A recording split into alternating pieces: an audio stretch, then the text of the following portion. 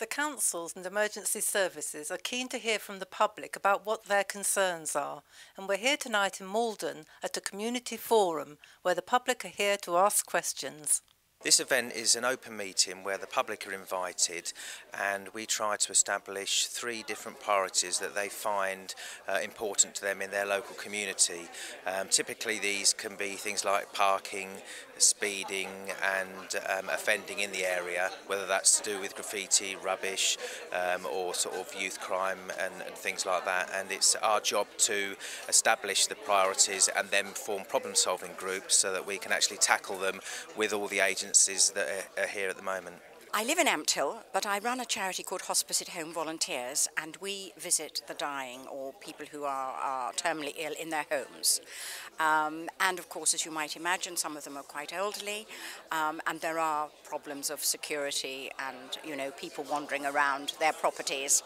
The majority of them have key safes, but sometimes too many people know what the key safe number is. So that's really why I've come along to see what preventions one can put in place. So do these people feel quite vulnerable in their homes? Some of them do, yes, especially those that can't get around. If they're, you know, the carers come in and get them ready for the day and then they sit in their chairs, then it can be quite difficult, you know, if they hear unexpected noises and things like that. We've been putting some bits and pieces together in terms of tackling speeding. We've got some speed counting equipment in the town at the moment to see how much is going through the town, the volume of vehicles and the speed that it's travelling, and that'll all be analysed. And I'll also be speaking to them about the Smart Water initiative, which is to tackle burglaries.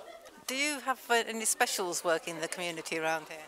Yes, we do. We have a couple of specials that are dedicated solely to Ampthill. And then we have a team of specials working to an inspector, special sergeant, and then there's about 9 or 10 constables that work with us. And how does that reassure the public, would you say? It increases the number of people. They're trained very similar to us. They're just part-time and they're voluntary. So they do the same job as I do, but they just do it when they're available rather than just all the time like I do. I understand that you come from Ampthill. Why are you here tonight? Just as a small effort to take part in what the community does, see how we can make things better around the area, and to put my little bit in. I'm approaching retirement, I'm going to have a little bit of time to spare, so a good thing to start doing. Have you got any concerns that you wish to address tonight about safety? Or Nothing in particular tonight. General concerns around the area. There are not a huge number of concerns, they're not terribly difficult ones to deal with, but if we all work together we could probably pull something together and make it better. Are you happy with the way that the authorities are supporting you here tonight?